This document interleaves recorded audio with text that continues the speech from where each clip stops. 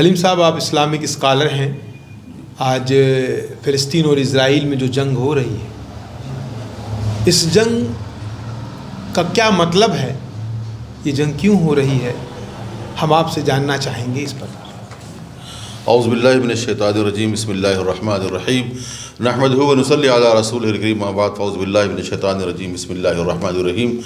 اس سلسلے کے اندر میں صرف ایک بات، یہ پیغام کے طور پہ پوری دنیا کے عوام کو، ہندو یا مسلمان، جیوس ہوں یا کرسچنس یا ان دھرم اور پنتھ اور سمودائے کے ماننے والوں، ان تمام کو، بلکہ پورے دیش والیوں کو، دیش واسیوں کو یہ پیغام دینا چاہتا ہوں کہ یہودی بھی ایک زمانے میں اللہ تبارک و تعالیٰ، ایشور کے، پربھو کے، پرمیشور کے بہت ہی چہیتے، لاڈلے اور پسندیدہ قوم تھے، محبوب بندے تھے، اس لیے کہ وہ پہلے مسلمان تھے جو اس دھرتی پہ، اس کرۂ ارض پہ آئے تھے، اور ایک مخصوص پیغمبر حضرت موسیٰ علیہ السلام کی امت کے اندر وہ ہیں.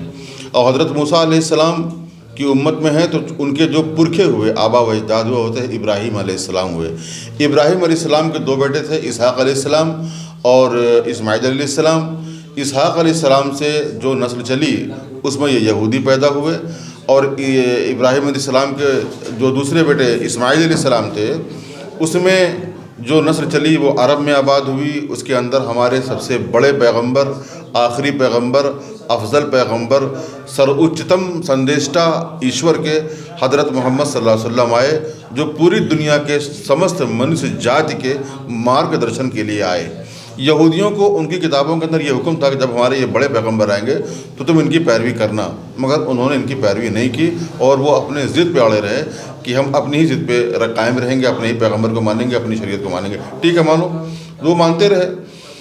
فلسطین ان کا اس زمانے کا جگہ ہے جب ان کے پیغمبر وہاں آتے رہے، کیونکہ وہاں پہ تقریباً 1,24,000 پیغمبر آئے. اس 1,24,000 پیغمبر میں سے صرف ایک پیغمبر جو بڑے پیغمبر ہیں، حضرت محمد صلی اللہ علیہ وآلہ وسلم، وہ مکہ کے اندر آئے.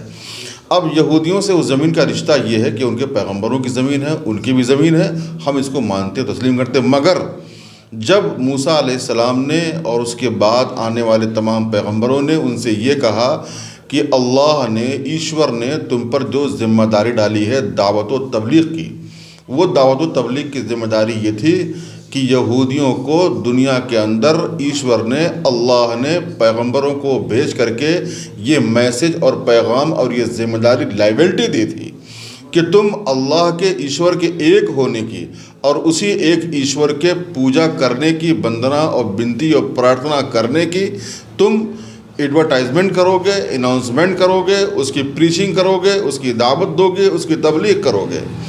یہ چیز جب ان لوگوں نے چھوڑ دی، اور برائیوں کو مٹانا، اچھائیوں کو قائم کرنا، یہ ایک مستقل ذمہ داری تھی. اس چیز کو جب ان لوگوں نے چھوڑ دیا، تب اللہ تعالیٰ نے ان کے اوپر ایک بادشاہ بھیجا جو روم سے آیا، اور اس نے ان کو وہاں سے ملیا میٹ کر دیا. پھر دوبارہ اللہ نے ان کو وہاں پہ آباد کیا. پھر انہوں نے اس ذمہ داری کو چھوڑا، تب اللہ نے پھر ایک بادشاہ کو بھیجا عراق. اللہ نے ایک بادشاہ کو بھیجا عراق کی سرزمین سے، غالباً پہلے آباد میں. اس نے پھر ان کو تباہ کیا، اور جب اس کو اس نے تباہ کر دیا، اس کے بعد پھر یہ وہاں سے ڈائسورا یعنی انتشار، وہ دنیا کے اندر بکھر گئے، یہاں وہاں آباد رہے.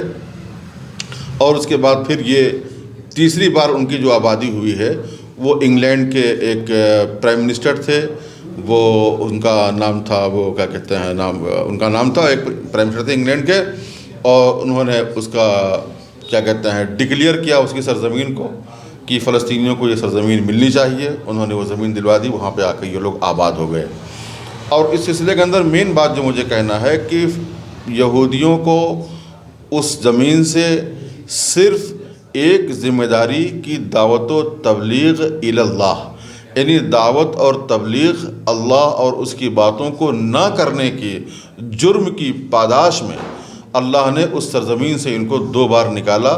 اب تیسری بار جب یہ وہاں آباد ہوئے ہیں تو اس وقت بھلے دیکھنے میں آ رہا کہ وہ جنگ کے اندر آگے ہیں، ایسا ہے ویسا ہے، لیکن وہ دن دور نہیں جب یہودیوں کو اس سرزمین سے اس سرزمین سے علیحدہ ہونا پڑے گا، جدا ہونا پڑے گا، اور پھر اسی سرزمین کے اندر ان کا قبرستان بنے گا.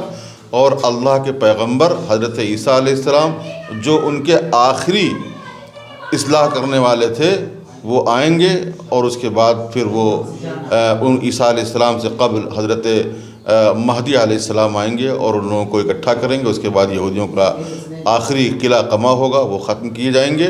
مگر آج بھی موقع ہے پوری یہودی قوم کو, پورے جیوز کو میری طرف سے یہ دعوت ہے کہ آج بھی وہ اپنے اللہ کو, اپنے پیغمبروں کو, اپنے پیغمبروں کی لائی ہوئی کتاب میں جو آخری پیغمبر کی بشارت ہے اس کو پڑھ لیں اور وہ پوری طرح ایمان میں داخل ہو جائیں. تو آج بھی وہ بچ سکتے ہیں. وہ دنیا کی ترقی یافتہ قوم ہے, اس کا مجھے اقرار ہے, اور وہ بچ سکتے ہیں اور پھر وہ دنیا کی اچھی خدمت انجام دے سکتے ہیں.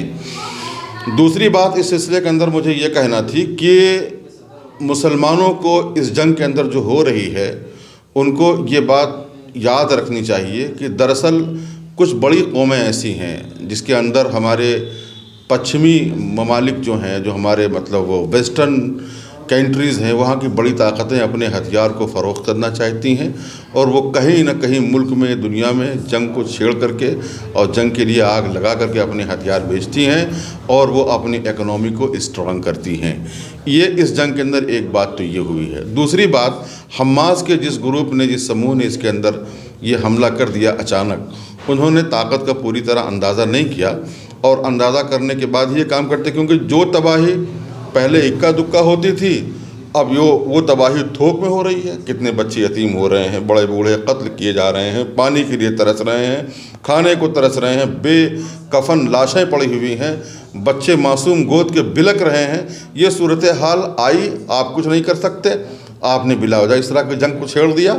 اگر چھیڑ ہی دیا ہے تو اب سارے مسلمانوں سے میری درخواست یہی ہے کہ دعا کریں اللہ کے حضور اور اپنی بدعمالیوں سے توبہ کریں.